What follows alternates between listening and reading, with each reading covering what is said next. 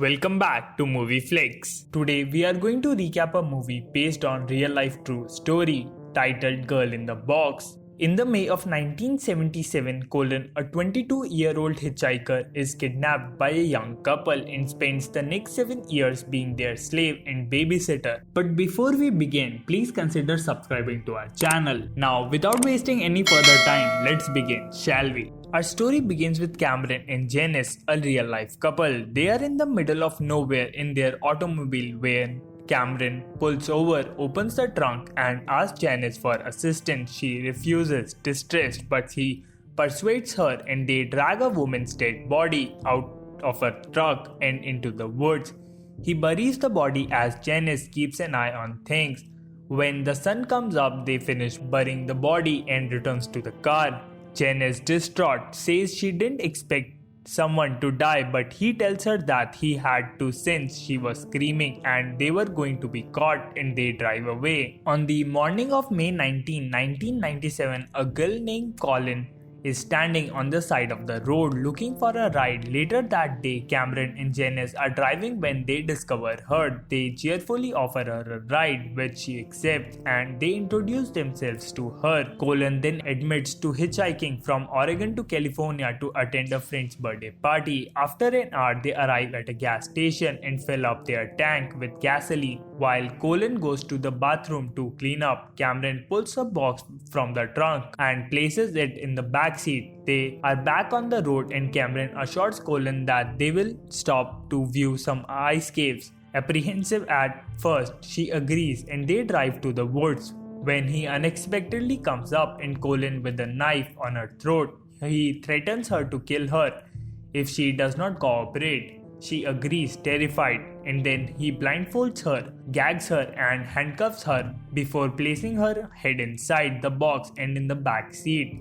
Later that night, they return to their house where Cameron takes Colin into the basement and summons Janice to come down and tear off Colin's clothes before tormenting her, finally placing her head in the box. Cameron leaves the house the next morning to buy a potty chair and food for Colin. He returns at night where he goes to the basement and feeds her up before wiping her. Janice is upstairs listening to what is going on and begins to feel guilty. Janice is talking with Cameron a few minutes later and she asks him what he will do with Colin since she spoke to her and is concerned that she may go to the police. After they let her go, Cameron answers they will keep her in the basement. The next morning, Cameron constructs a wooden coffin in which he places Colin. Terrified, she began to recall the day she left home. Her father offered to pay for the bus fare, but she declined since she wanted to hitchhike, and when she was in the bathroom at the gas station, she had second thoughts about the couple and was going to flee, but she changes her mind. Jack, Colin's father, receives a phone call an hour later in which he learns that his daughter has gone missing. He and his wife proceed to the police station to submit a report regarding her disappearance. 6 months later, Janice returns to Cameron's job and informs him that she is pregnant and Colin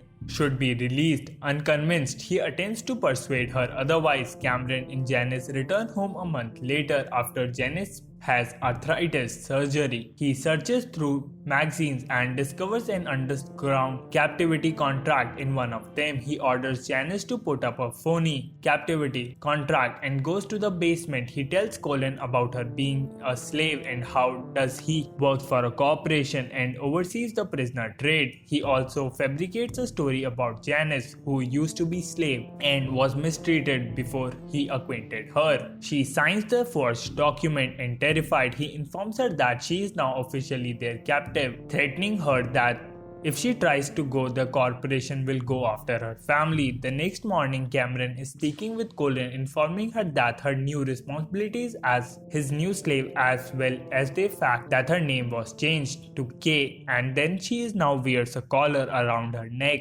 She gradually begins to perform all of the housework. A year later, Cameron and Janice are in their home at night where he gives birth to a baby girl, Amber, and he allows Colin out of the coffin for a little while to view his new daughter.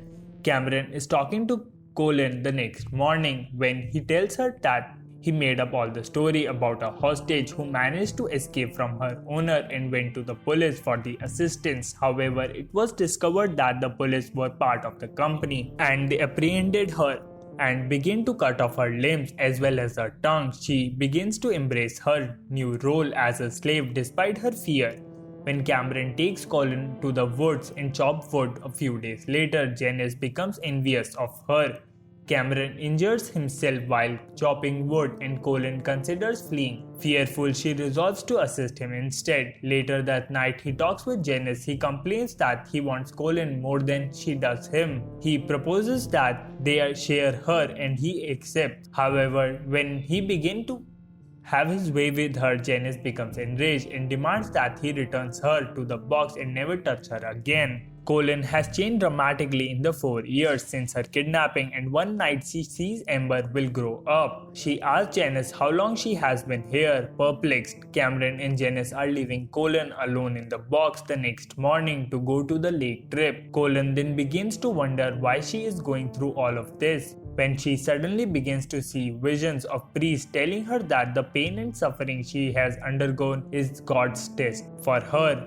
Then she begins a nightmare after drowning and, terrified, kicks up to the door of the box she is in. Cameron and his family return home a few days later and he walks to the bedroom where he finds the box door open. He yearns for Colin, fearing that she has escaped, and eventually finds her in the shower. She tells him that she was reading about the captive obligations in the slave and master's book, and later that night he talks with Janice. He informs her that they must let Colin out of the box. She asks him if he would sleep with her. He assures that he will, explaining his intentions by referring to a clause in the book that enables master to sleep with their prisoners. Janice, feeling guilty, agrees to be more friendly with Colin.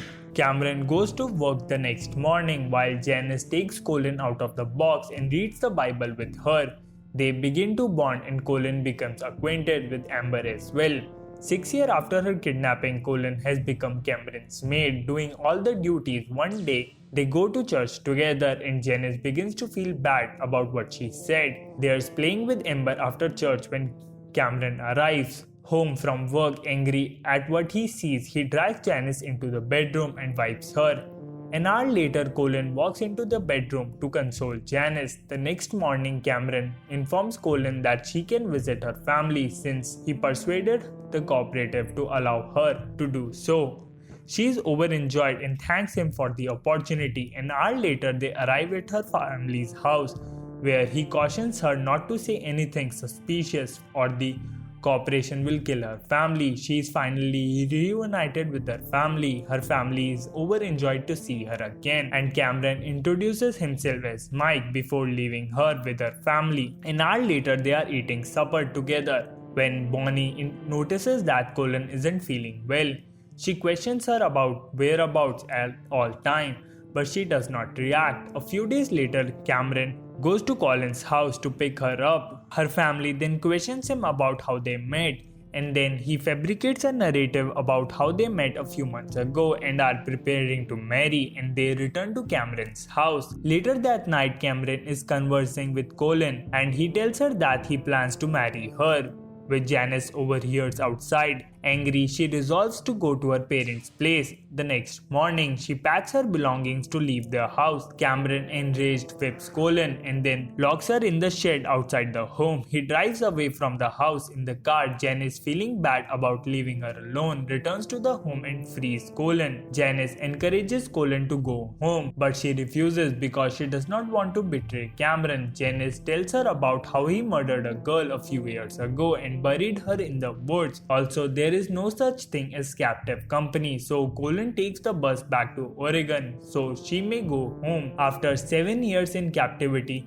Cameron is finally apprehended by police and is condemned to 104 years in jail. Janice is granted immunity from prosecution because she is testified against her husband, and this is where the movie concludes. I hope you enjoyed it. As always, until next time.